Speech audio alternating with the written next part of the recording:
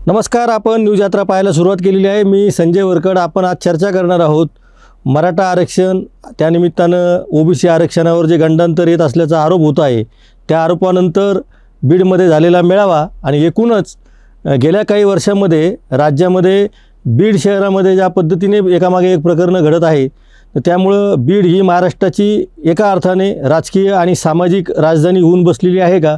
कारण आता या सगळ्या विषयावर चर्चा करताना आपल्याला दोन महत्त्वाचे मुद्दे घ्यायचे आहे की असा एक प्रश्न उपस्थित केला जातो आहे की ओबीसी समाजाने छगन भुजबळांच्या नेतृत्वामध्ये बीड जिल्ह्यातच का मेळावा घेतला। त्याला छगन भुजबळ यांनी पण उत्तर दिलेलं आहे आणि त्या उत्तराला पुन्हा मनोज जरांगे पाटील यांनी सुद्धा प्रत्युत्तर दिलेलं आहे आणि या निमित्ताने पुन्हा बीड जिल्हा चर्चेत आलेला आहे आणि चर्चेत आलेला हा बीड जिल्हा या पुढच्या काळामध्ये सुद्धा महाराष्ट्राचं राजकारण आणि समाजकारण ढवळून काढणार आहे असं आता दिसतं आहे।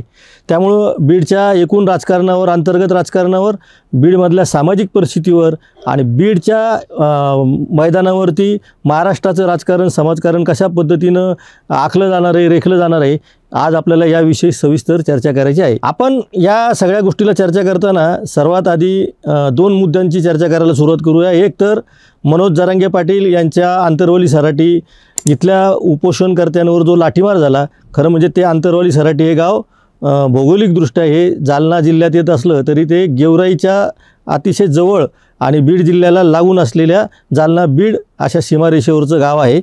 तेव्हापासून सातत्याने बीड जिल्हा महाराष्ट्राच्या राजकारणात आणि समाजकारणात चर्चेला आलेला आहे। या पाठोपाठ तिथं दोन जे खून प्रकरणं झालेले आहेत, संतोष देशमुख खून प्रकरण आणि महादेव मुंडेंचं खून प्रकरण, या दोन खून प्रकरणामध्ये धनंजय मुंडे यांचे जे करते धरते सवर्ते आहेत, त्यांचे जे नाव आहे ते वाल्मिक मुंडे यांचं नाव तिथे चर्चेत आलं आणि तेव्हापासून महाराष्ट्रामध्ये या दोन्ही प्रकरणावरती अक्षरशः रान पेटलेलं आहे। खरं म्हणजे आता हे दोन वेगवेगळे विषय आहेत, त्यामुळं आपण आज या दोन्ही विषयांच्या निमित्तानं एकत्रितपणे चर्चा करणार आहोत।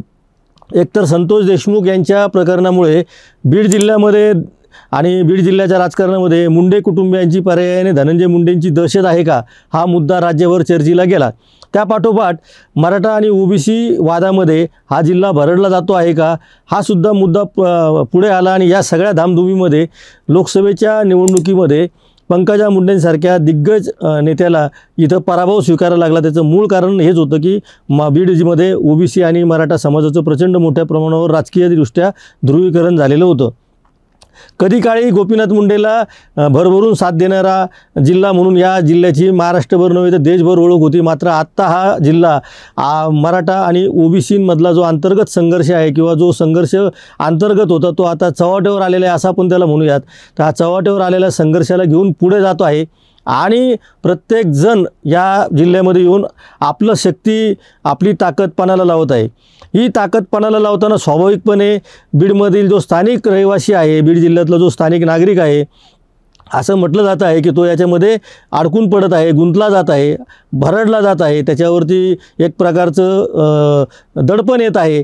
आणि मनोज जरांगे पाटील आणि छगन भुजबळ यांनी जे विधानं केलेली आहे त्यांचं असं म्हणणं आहे की आम्ही कुठल्याही परिस्थितीमध्ये दहशत खपवून घेणार नाही। मी हे नाव दोघांचे पण घेतो आहे की बीड जिल्ह्यामध्ये येऊन दोघांनी असं सांगितलं आहे की आम्ही कोणाचीही दहशत आम्ही सहन करणार नाही। छगन भुजबळांना थेट असा प्रश्न विचारला होता की आपण बीड जिल्ह्यामध्ये मेळावा का घेत आहेत, तर त्यांनी अत्यंत स्पष्ट सांगितलं होतं की मनोज जरांगे पाटील यांच्यामुळे मराठा आणि ओबीसींमध्ये अंतर पडत आहे आणि याच बीड जिल्ह्यामध्ये काही आमदारांच्या घरावरती, काही लोकप्रतिनिधींच्या घरावरती दगडफेक झाली, जाळपोळ झाली। त्यामुळं आम्ही त्यांना उत्तर देण्यासाठी आणि लोकशाही मार्गाने आंदोलन करण्यासाठी आणि आम्ही मागे हटणार नाही, यासाठी आम्ही बीड जिल्ह्यामध्ये आलो असं छगन भुजबळांचं म्हणणं आहे।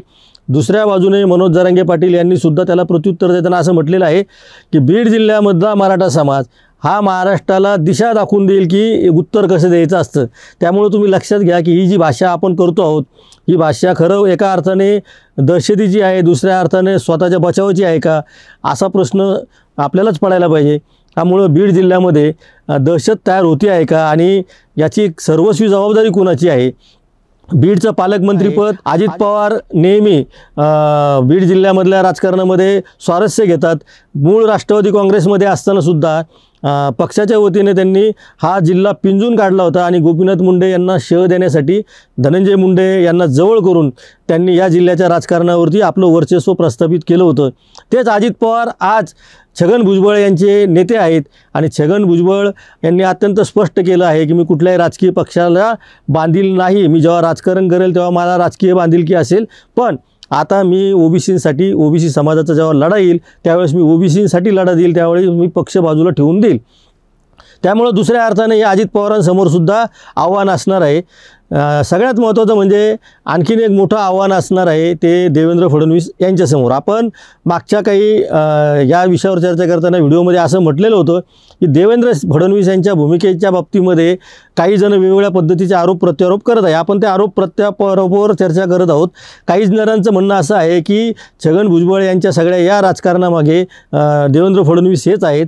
दुसऱ्या बाजूने मात्र मनोज जरांगे पाटील जे स्वतः या आंदोलनामध्ये मराठा आरक्षणासाठी लढा देत आहेत, त्यांचं असं म्हणणं आहे की देवेंद्र फडणवीसांनी मराठा समाजाला हा हैदराबाद गॅजेटचा GR काढून आता न्याय दिलेला आहे. उलट छगन भुजबळ हेच राजकारण करत आहेत आणि छगन भुजबळांना कसंही करून मराठा समाजाला मिळालेला GR रद्द करायचा आहे आणि ओबीसी समाजाचा GR रद्द करणं हे छगन भुजबळांचं पहिलं टार्गेट आहे आणि छगन भुजबळ हे फक्त वैयक्तिक स्वार्थासाठी या सगळ्या गोष्टीचा वापर करत आहे. त्यामुळे अशी दोन वेगळी मतं आहेत की देवेंद्र फडणवीस हेच छगन भुजबळांच्या मागे आहेत असं पण म्हटलं जातं आहे. दुसऱ्या बाजूनं मनोज जरांगे असं म्हणतात की छगन भुजबळांचा याच्याशी संबंध नाही फडणवीसांच्या हाताळण्याशी, पण ते ओबीसी आणि मराठा वाद पेटून देऊ शकतात आणि त्यांचं ते काम आहे, त्यामुळे ते त्याच पद्धतीनं काम करत आहेत.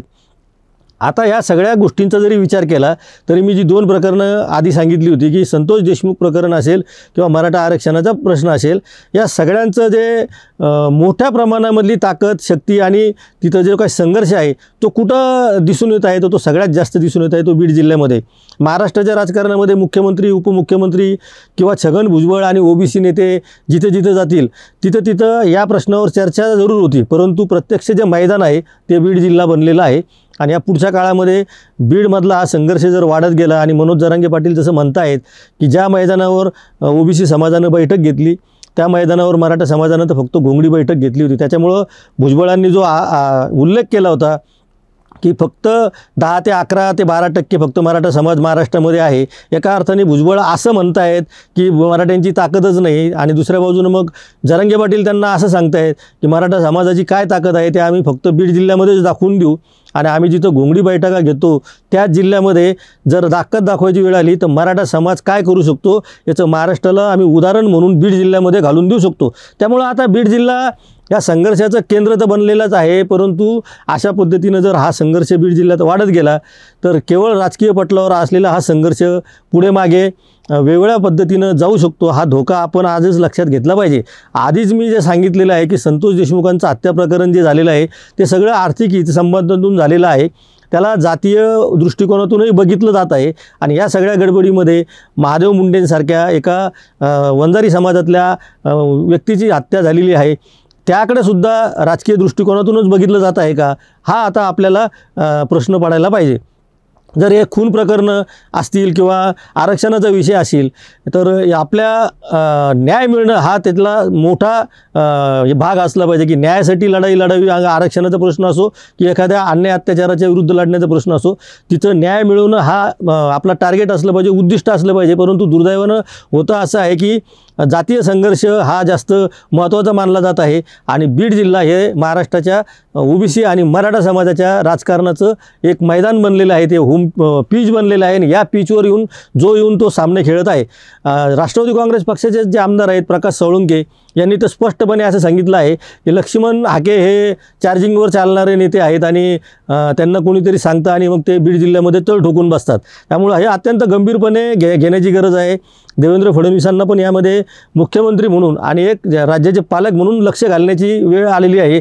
कारण जर आपल्या सोबत राहणारे मंडळी, भारतीय जनता पक्षाला साथ देणारी मंडळी, तुमचा शब्द मानणारी मंडळी, त्यांची नावांची यादी मी आता इथं वाचत नाही कारण तो आपल्याला स्वतंत्रपणे चर्चा करायची आहे. त्यामध्ये काही असे नेते आहेत की जे देवेंद्र फडणवीसांच्या अतिशय जवळचे आहेत, पण ते मराठा आरक्षणाच्या प्रश्नावरती सातत्याने संघर्ष करत आहेत. त्यामुळं देवेंद्र फडणवीसांविषयी सातत्याने संशय निर्माण होतो आहे आणि त्याचंही सगळी जबाबदारी येते ती फडणवीसांवरच येते आहे.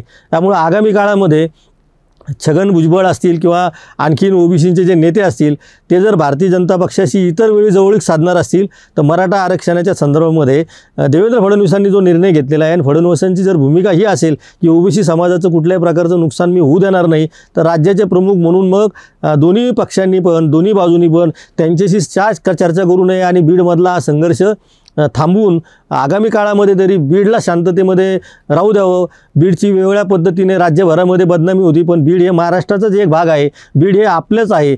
बीडची बदनामी म्हणजे महाराष्ट्राची बदनामी आहे. ही भूमिका जोपर्यंत आपण घेत नाही तोपर्यंत बीडमधलं वातावरण तापत राहणार आणि बीडचं वातावरण तापल्यानंतर त्या वाटलेल्या त्या तव्यावर कोण कोण आपल्या पोळ्या शिकवून घेतो आहे, कोण कोण आपल्या हेतू साध्य करून घेतो आहे, हे खरं म्हणजे टाळूवरचं लोणी खाऊ नये असं म्हणतात. पण हे सगळे टाळूवरची लोणी खाणारी जमात जी आहे, टाळूवरचं लोणी खाणारी जी जमात आहे ती सध्या महाराष्ट्राच्या राजकारणामध्ये सक्रिय झालेली आहे आणि या जमातीला रोखण्यासाठी आता सर्वांनी साधक बाधक पद्धतीने विचार करण्याची वेळ आलेली आहे. त्यामुळं बीड जिल्ह्यामध्ये शांतता राहण्यासाठी काय करता येईल याविषयी विचारमंथन होणं गरजेचं आहे. या विषयावर आपण या पुढच्या काळातही चर्चा करणार आहोत. त्यामुळे आपण पाहत राहा. न्यूज यात्रा हे आहे आपलं चॅनल.